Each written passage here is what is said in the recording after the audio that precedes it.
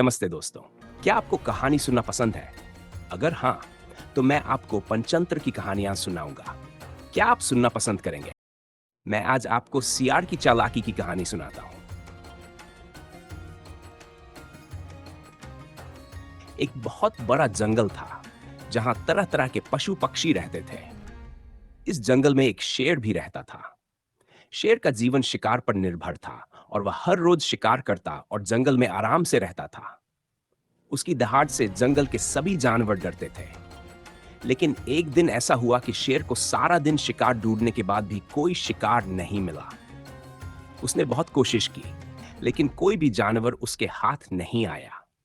शेर थक गया और उसे भूख भी बहुत लग रही थी।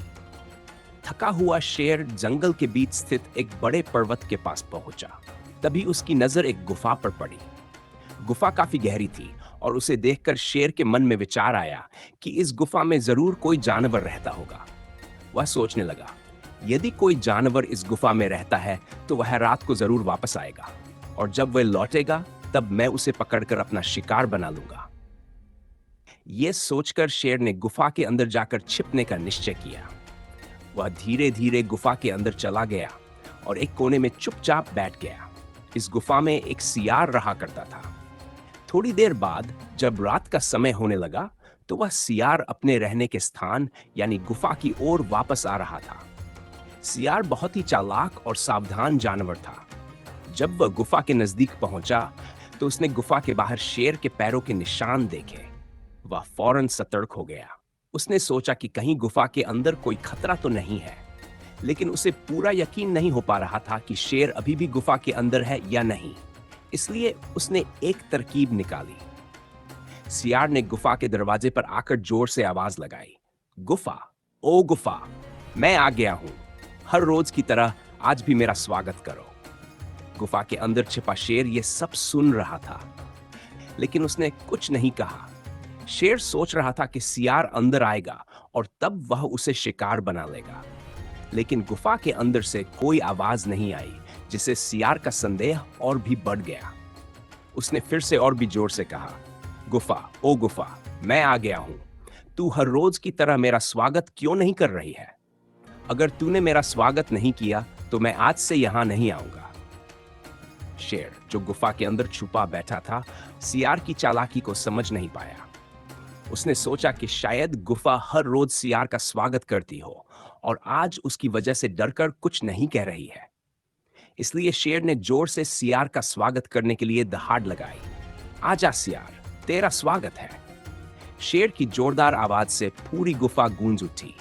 सियार ने जैसे ही शेर की आवाज सुनी, वह समझ गया कि गुफा के अंदर शेर छिपा बैठा है और उसे मारने के लिए तैयार है। उसने बिना देरी किए तुरंत वहां से भागना शुरू कर दिया। वह दौड़ता हुआ जंगल की ओर भाग गया और अपनी जान बचाई। इस तरह अपनी चतुराई और सतर्कता से सियार ने अपनी जान बचाई और शेर को धोखा दे दिया। इस कहानी से हमें यह सीख मिलती है कि बुद्धिमानी और सतर्कता से बड़े खतरे से भी बचा जा सकता है। इस कहानी की सीख हिंदी में 5 बिंदुओं में इस प्रकार है। 1. बुद्धिमत्ता का महत्व। कठिन परिस्थितियों में समझदारी से काम लेना सबसे बड़ा हथियार है। सियार ने अपनी बुद्धिमत्ता से अपनी जान बचाई।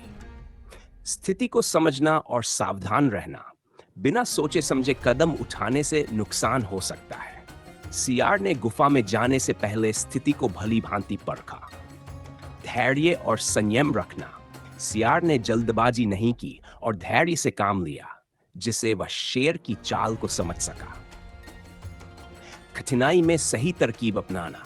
संकट के समय सही योजना बनाकर काम करना जरूरी है। सियार ने गुफा को बोलने के लिए मजबूर किया, जिससे वह शेर के होने का पता लगा सका। चालाकी से खतरे से बचा जा सकता है, सिर्फ ताकत होना पर्याप्त नहीं होता। कभी कभी चालाकी और होशियारी ही असली ताकत साबित होती है, जैसा सियार ने किया। तो बताइए, आपको हमारी कहानी कैसी लगी? अगर अच्छी लगी हो तो हमारी चैनल को लाइक और सब्सक्राइब अवश्य करें।